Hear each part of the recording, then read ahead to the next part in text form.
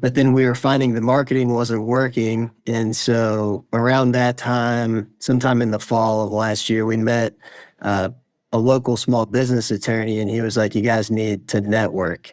And we were like, what do you mean networking? I thought networking was just going to, hang out with people at a get together. So I don't, what is networking? And then that completely changed our business from now until then.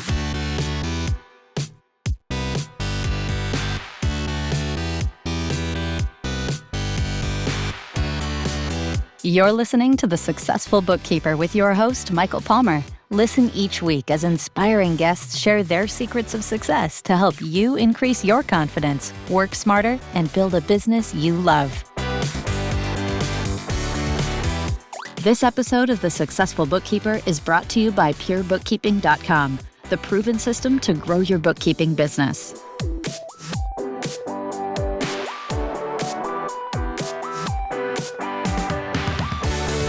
Welcome back to the Successful Bookkeeper Podcast. I'm your host, Michael Palmer. In part one of this two-part series with Sammy Mattingly and Fred Ott, we're going to hear about how they went from launching a porta potty business to discovering bookkeeping on YouTube to landing real clients fast.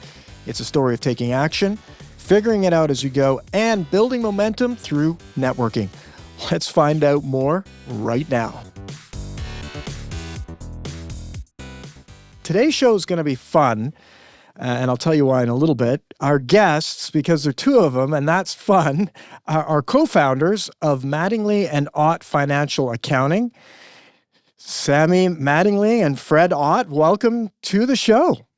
Excited to be here. Thanks for having us, Michael. Yeah, thanks, Michael. Yeah, and it's great to have you, and it's not often that we have two guests, so this is always will be fun. And Sammy, when we got on, you were telling me you used you've been a long-time listener. I'd love to hear a little bit of that story before we sort of get into who you guys are.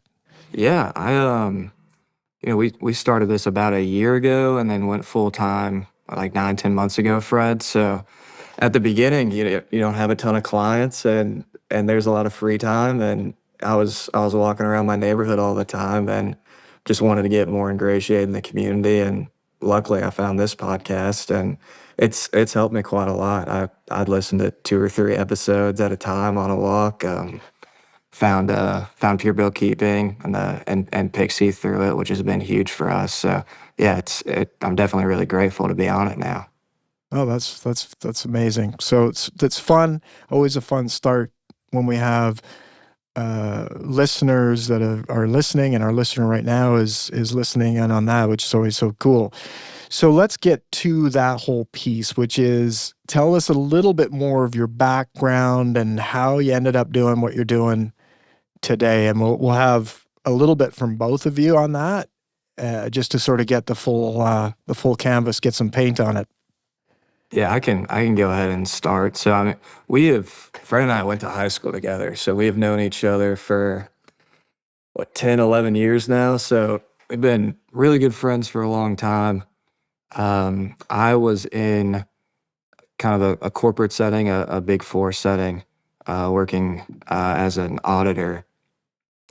And I think we connected after college and just realized that neither of us really liked our jobs. We tried to kind of explain what we did to each other, and the answers were pretty dull at a breakfast one time, and I think we both came to the realization that we probably need to do something else. So we wanted to just be entrepreneurs and be business owners. So we started a porta potty company. That was kind of our first entry into the entrepreneurship world. Went okay, made money, but learned a lot. Learned porta potties wasn't for us, and took a few other turns and paths, just working on the side while we still had our corporate jobs. And finally, we found bookkeeping about a year and a half ago, I think. We just really wanted to go and be full time at something.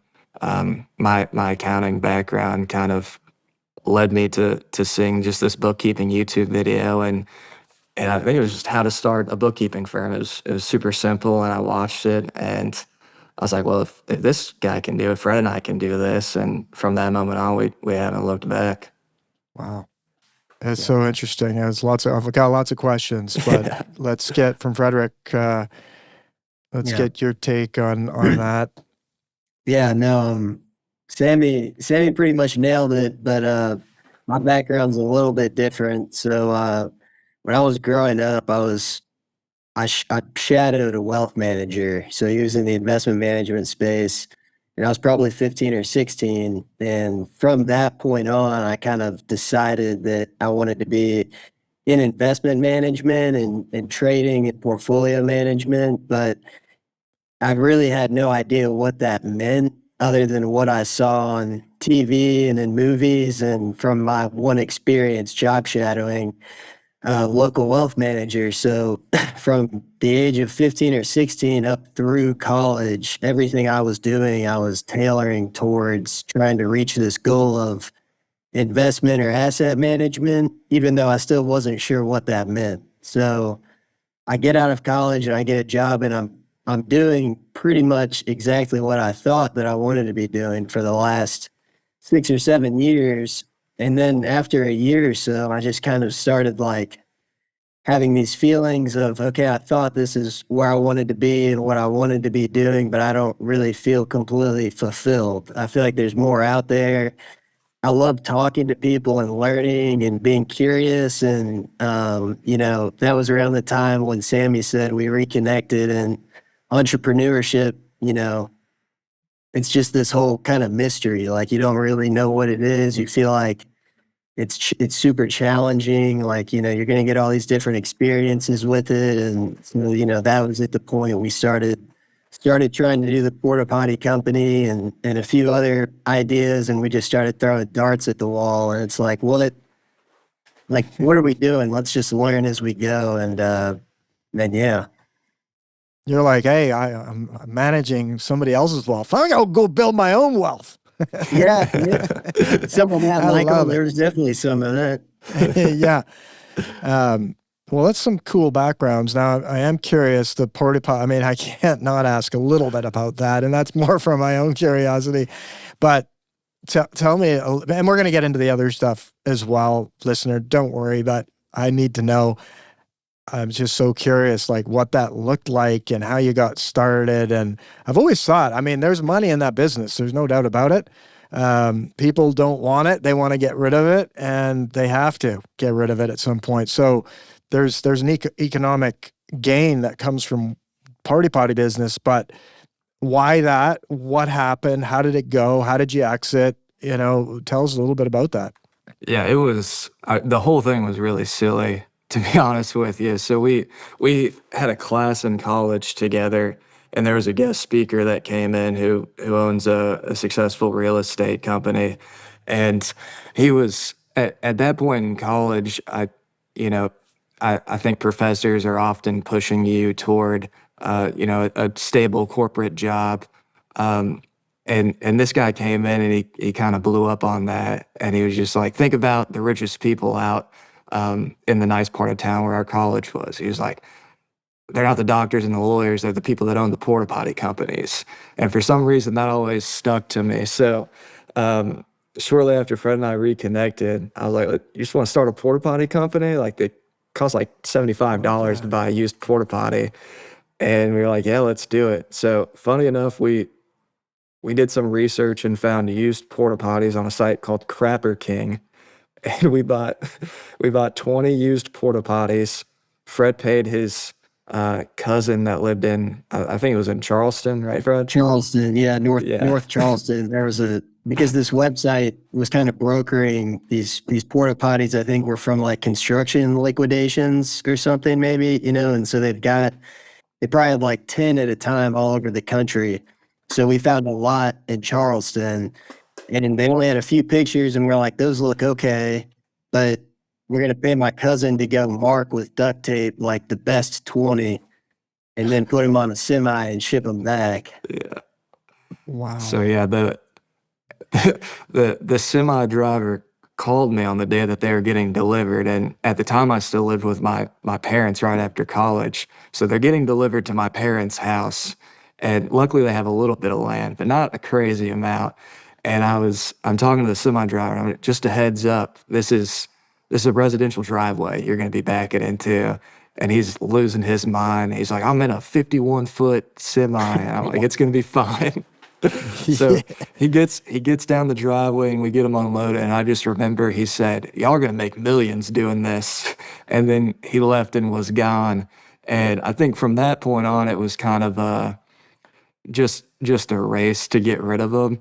I think we quickly learned that we weren't made out for the porta potty business. We didn't have mentors in the space. We couldn't figure out where to dump the waste. Calling everyone, doing a ton of research. We couldn't figure it out. I think I'll comment on this for a sec. I think like we were in a. It was the first business that we really started. I mean, we had an LLC and everything, and I think we were doing things like out of order, right? Because it was our first attempt at starting a business. And so, do I do the LLC? Do I do the website? Do I buy the porta potties? Do I talk to the people that can help us with X? Like, we had no idea what to do first. So I think in hindsight, like to Sammy's point, before we did the LLC, before we bought the porta potties, but like we probably should have found somebody that could have taken the waste for the porta potties, and we probably should have, found someone in the space that could mentor us, and then we could have had some direction. But hindsight's 2020. I mean, we had no idea, how to get that off the ground. So we were just trying everything.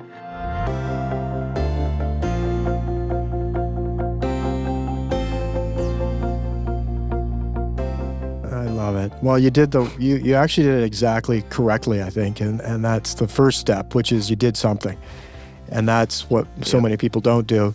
And you can't expect to go and get it all right, but you did massive action and you got going, and I just absolutely love that story.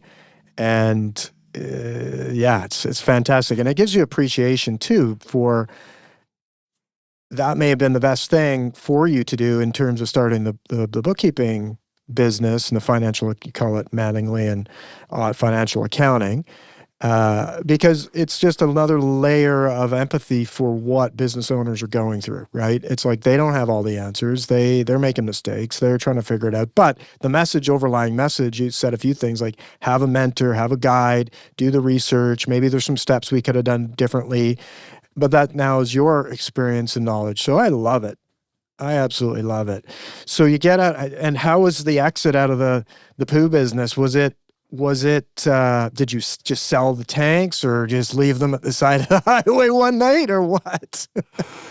Yeah, they went through the Facebook Marketplace after a nice pressure wash, and they went within the weekend. So made a little bit of money on it, got them out of my parents' yard, which I think they were happy about.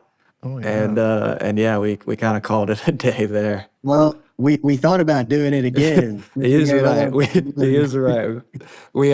I think we wanted to double the order, but then it turned out that the market kind of dried up of used porta cans, and then So you were thinking, okay, let's get in the business of buying and selling porta potties. That's a whole different angle. You don't have to deal with the flow of it through. Anyways, we'll get off that analogy. So now you get out of that, you're thinking about this, you run into a video about starting a bookkeeping business. You've had experience, you're working in a consulting firm, you've gone to school, some accounting, done the business. That sounds a natural fit. Tell us that story then of how did you establish yourself and go through the steps of actually becoming a business? Yeah, I think at that point we were both just so ready to dive into something. I believe we made a 5-week plan. Is that right, Fred? I think. Yeah, we put together a 5-week plan, and it was essentially get certified in QuickBooks, become pro advisors, and then just go out and get a client.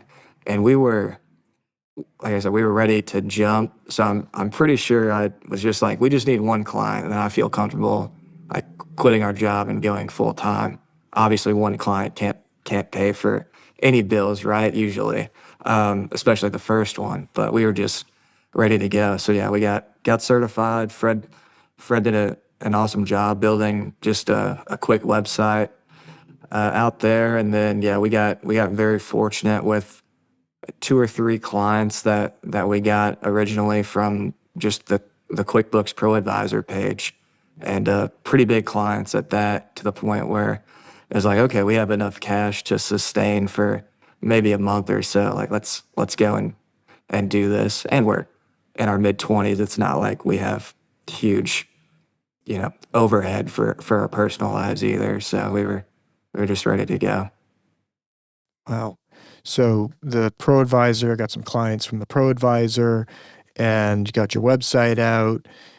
What's it start to, so the first month you're established, you're still at this time, by the sounds of it, living from home. So you've got capacity to go and do this without worrying too much about, making rent or paying the stuff. So how did that next phase of the business look? So it was, the first, I guess, month, we were full time was maybe August of 2025. So August and most of September, I'm waking up every day. I'm driving over to Sammy's house, and we're going in his 3rd bedroom, and we're trying to figure out how to do these 2 huge jobs that we just told these people we would do, right? Like we were certified in QuickBooks, but it's like, all right, like we got to figure out how this works. We've never done like a QuickBooks cleanup for this type of company before. So we're doing the work, and we're also learning. I mean, we were doing, Sammy, I feel like a pretty good amount of like continuing education, if you want to call it, and just trying to take knowledge in from YouTube and from master classes and all sorts of things. But then kind of once we started feeling like we had a good grasp of those projects, we're like, okay, well, we're gonna need some more business to keep this going. So let's start digital marketing. So, we started paying for ads on, I think we're doing Instagram and Facebook. Yeah. Yeah. And we were getting a lot of leads. I think maybe we ran those for 6 weeks or so, and we probably got 15 or 16 leads, but we were finding they were all super unqualified. They were hard to contact. They were poor leads. And so we were kind of feeling discouraged, like, okay, we had these 2 big projects. That was a lot of momentum. And then we thought the right thing to do was to be marketing. But then we were finding the marketing wasn't working. And so around that time, sometime in the fall of last year, we met a local small business attorney, and he was like, you guys need to network. And we were like, what do you mean networking? I thought networking was just going to, hang out with people at a get together. So what is networking? And then that completely changed our business from now until then. Wow. I love that. And so networking, you Google it, you implement Operation Networking. Tell us what that looked like. It was hard at first because I'm definitely introverted. Fred, would you say you lean more introverted? Probably, yeah. I mean, yeah, I would say so. So, I mean, 2 introverted people. I just remember our first full day of networking, and at this point we have sub 10 clients, right? Maybe we have 10 clients, but it's not enough to where your days are taken up with bookkeeping. So most of the days are networking. And we had a day where maybe 3 open networking events, like several one-to-one coffees, and we're driving and it's 4:00, and we just both look at each other and we are exhausted, just absolutely drained from the network, because it's hard. It's hard to go into a room, especially when most of the people are 15 years older than you, and to have conversations with people that have kids or have kids that are our age, and present ourselves as people that are extremely knowledgeable about accounting, which is is what we need to do, but also people that you'd like to have a conversation with. So it was an adjustment at first, but I think very, very quickly we both came to love it. And yeah, I mean, it was for, I'd say 2 or 3 months there. Like, that was a majority of our time was spent getting coffee with people or going to open networking events.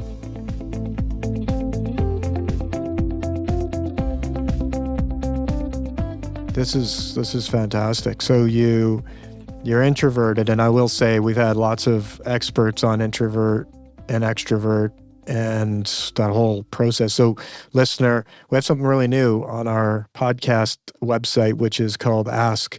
Started off being called Ask the Show. It's kind of like Ask the Successful Bookkeeper.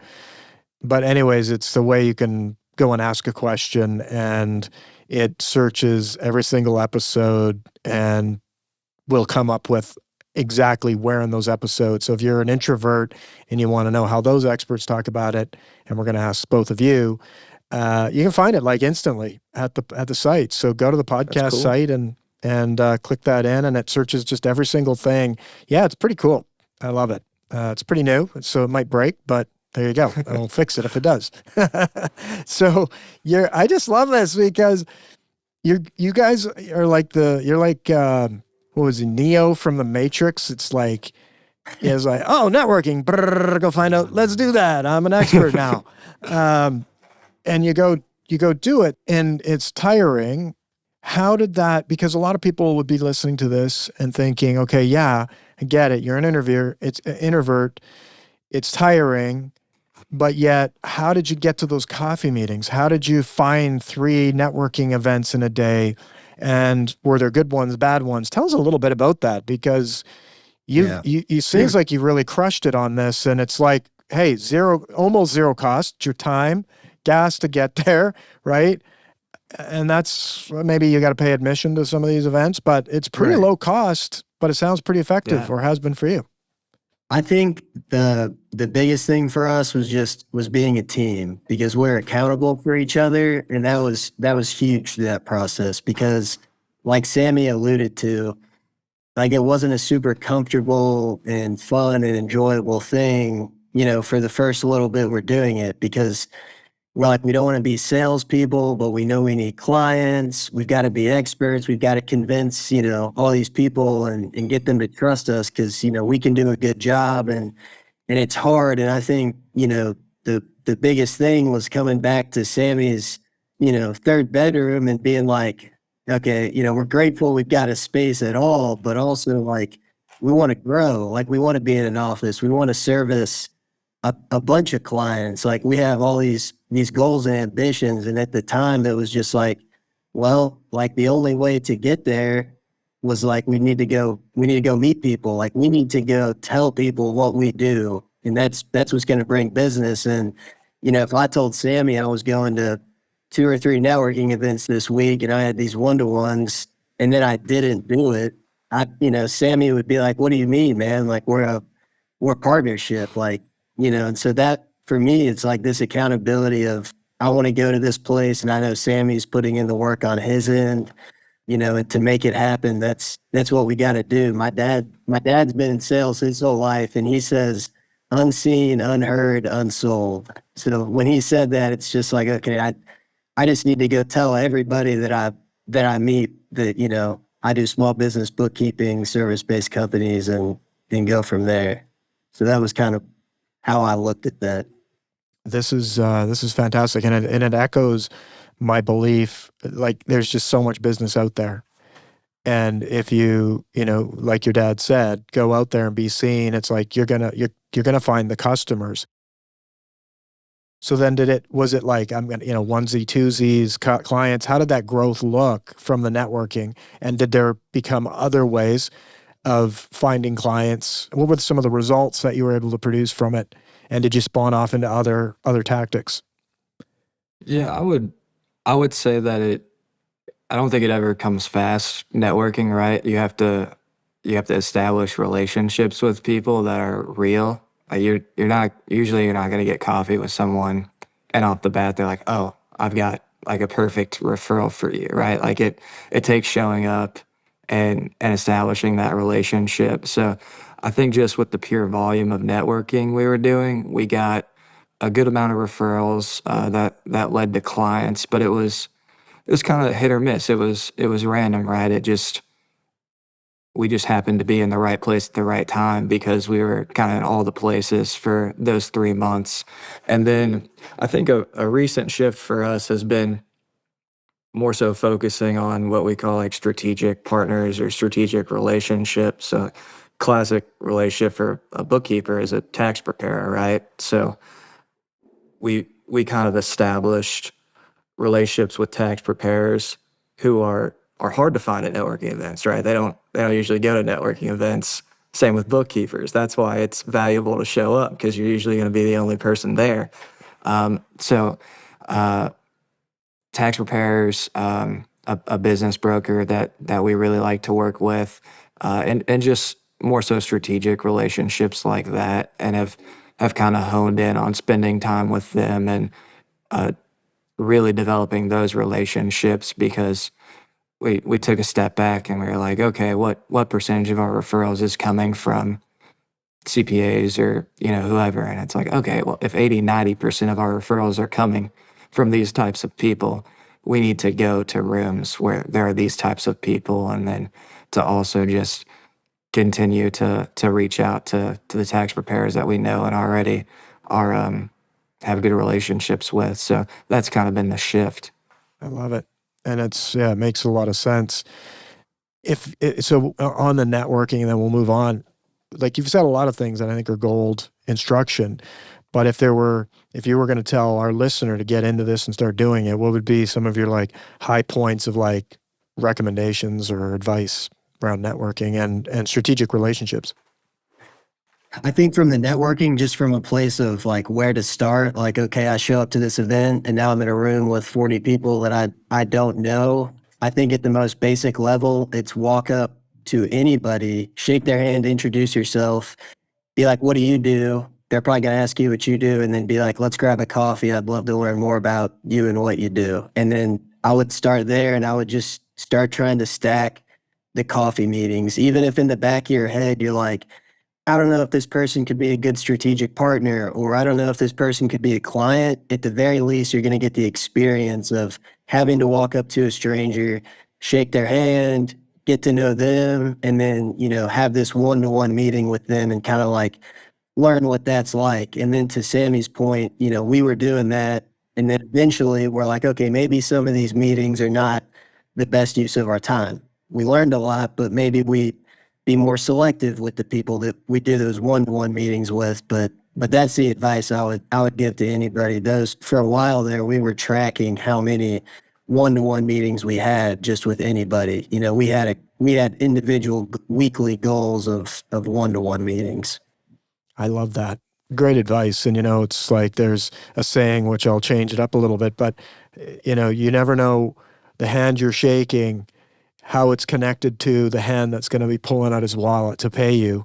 And that's just like you think, you don't know. Like you'd be talking to someone who bakes pies all day in their house, and yet they know somebody that's going to connect you to a particular strategic relationship. And that's that mutual thing that I think many people forget about. It's like it's energy. It's like connecting dots of these different connections. And it's your attitude and perspective of it really nails it. It's like, just go and do it. You don't know where it's going to lead, but you're going to learn. Some outcome's going to come from it, and there's going to be a win at some point. And that's just exactly what you did. So I love that story. And you nailed it. This is a huge opportunity for our listener because they're not at these events. And so get out there, go do it, make it happen. What a great conversation so far. In part 2, Sammy and Fred break down how they turn networking into real growth with referrals, partnerships, and systems that scale. And with that, we wrap another episode of the Successful Bookkeeper Podcast. For resources and links, visit thesuccessfulbookkeeper.com. Until next time, goodbye.